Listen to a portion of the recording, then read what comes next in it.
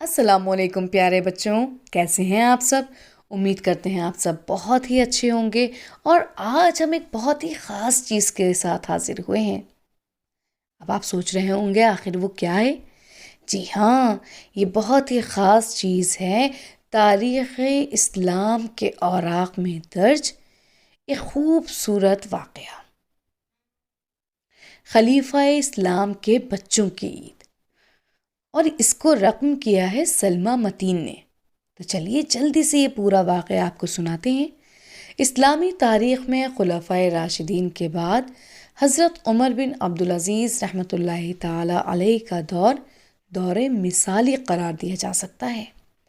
حضرت عمر بن عبدالعزیز رحمۃ اللہ تعالی علیہ کا شخصی کردار حضور اکرم صلی اللہ تعالی علیہ وآلہ وسلم کے سچے جانشینوں یعنی حضرت ابوبکر صدیق رضی اللہ تعالیٰ عنہ اور حضرت عمر فاروق رضی اللہ تعالیٰ عنہ وغیرہ کے کردار سے اس درجہ متاثر اور مشابہ تھا کہ مورخین نے حضرت عمر بن عبدالعزیز رحمۃ اللہ تعالیٰ علیہ کو عمر ثانی کے لقب سے یاد کیا ہے، اور بعض مورخین نے تو انہیں ان کی ذاتی خوبیوں، پاکیزہ اعمال اور اسلام کی پرجوش تبلیغ و اشاعت کی وجہ سے خلفائے راشدین میں شمار کیا ہے۔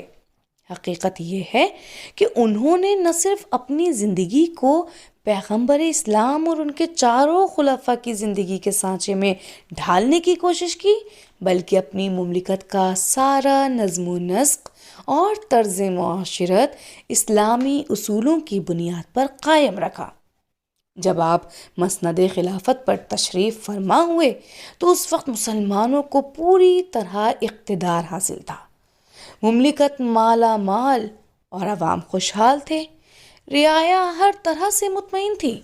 بعض مورخین نے لکھا ہے کہ آپ کی خلافت میں عوام اس قدر خوشحال تھے کہ زکوٰۃ لینے والا کوئی نہ ملتا تھا۔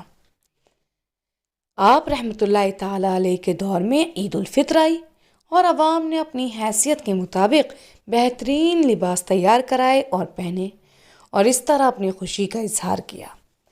یہ منظر دیکھ کر حضرت عمر رحمۃ اللہ تعالی علیہ کے صاحبزادے مچل گئے اور دوڑے ہوئے اپنے والدہ کے پاس پہنچے اور کہنے لگے، اماں جان، کل عید ہے نا؟ سب نے اپنے اپنے بچوں کے لیے نئے نئے کپڑے تیار کرائے ہیں، لیکن ہمارے پاس ایک بھی جوڑا ایسا نہیں ہے جس میں پیوند نہ لگے ہوں۔ ہمارے لیے بھی نئے کپڑے بنوا دیجیے۔ اچھا نہیں لگتا کہ ہم ان پرانے کپڑوں میں عید منائیں۔ ماں نے بچوں کو سمجھایا کہ وہ اپنی ضد سے باز آ جائیں، مگر بچوں نے ایک نہ سنی اور مسلسل ضد کرتے رہے۔ چنانچہ خلیفہ کی بیوی فاطمہ امیر المومنین رحمۃ اللہ تعالی علیہ کی خدمت میں حاضر ہوئیں، اور حضرت عمر رحمۃ اللہ تعالی علیہ اس وقت ایک چٹائی پر عبادت میں مشغول تھے۔ ان کی آنکھوں سے آنسو جاری تھے جس سے داڑھی تر ہو گئی تھی۔ فاطمہ اپنے شوہر کو اس حال میں دیکھ کر بہت متاثر ہوئیں اور ان سے مخاطب ہو کر کہنے لگیں، امیر المومنین، آج عید ہے، لوگ خوشیاں منا رہے ہیں، اور آپ ہیں کہ اس موقع پر بھی گریہ وساری میں مصروف ہیں۔ حضرت عمر بن عبدالعزیز رحمۃ اللہ تعالی علیہ نے فرمایا کہ رمضان شریف کا سارا مہینہ گزر گیا، کیا برکتوں والا مہینہ تھا، ہمیں اپنی اصلاح اور دوسرے اچھے نیک کاموں کا کیسا اچھا سنہری موقع ملا تھا، لیکن مجھے یقین نہیں آتا کہ ہم نے اس سنہری موقع سے فائدہ اٹھا کر اپنی خامیوں کی اصلاح کی ہے، کہ ہم نے اتنی نیکیاں اس ماہ مبارک میں کر لی ہیں کہ قیامت کے دن اللہ کے حضور حساب دینے سے بچ جائیں۔ میرا خیال ہے کہ ہم نے یہ سارا مہینہ یوں ہی گنوا دیا۔ یہ کہتے ہوئے آپ پر اس قدر رخت طاری ہوئی کہ بے ہوش ہو گئے۔ کس قدر انوکھی بات ہے کہ حضرت عمر بن عبدالعزیز رحمۃ اللہ تعالی علیہ خلیفہ اسلام اور امیر المومنین تھے، لیکن جب بے ہوش ہوئے تو انہیں ہوش میں لانے کے لیے صرف پانی کے چھینٹے دیے گئے۔ جب ہوش آیا تو فاطمہ سے دریافت کیا کہ وہ ان کے پاس کیوں آئی تھیں۔ فاطمہ بولی، بچوں نے مجھے رات بھر سونے نہیں دیا، رات سے عید کے لیے نئے کپڑوں کی ضد کر رہے ہیں، کہتے ہیں کہ امیر المومنین کے بیٹے ہیں، اور یہ بات مناسب نہیں ہے کہ لوگ تو اچھے اچھے لباس پہنیں لیکن وہ اپنے پرانے کپڑے پہن کر ہی عید منائیں۔ اس بات نے مجھے آپ کے پاس آنے کے لیے مجبور کر دیا۔ حضرت عمر رحمۃ اللہ تعالیٰ علیہ نے جواب دیا کہ تم بھی کمال کرتی ہو، ان بچوں کے واسطے کپڑے بنوانے کے لیے روپیہ کہاں ہیں؟ تمہیں معلوم ہے کہ سرکاری خزانے سے 2 درہم یعنی آج کے 48 روپے روزانہ لیتا ہوں، جو ہماری روزمرہ کی ضروریات پوری کرنے کے لیے مشکل سے کافی ہوتے ہیں۔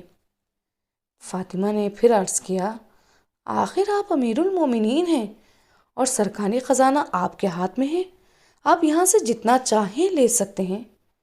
حضرت عمر رحمۃ اللہ تعالیٰ علیہ نے جواب دیا، خزانے میں جو کچھ موجود ہے وہ میرا نہیں ہے بلکہ تمام مسلمانوں کا ہے، میں تو صرف ان کا امین ہوں اور میں مسلمانوں کی اجازت کے بغیر ان کے مال میں سے کچھ بھی نہیں لے سکتا۔ کیا تم گوارا کرو گی کہ مجھ پر خیانت کا الزام لگایا جائے؟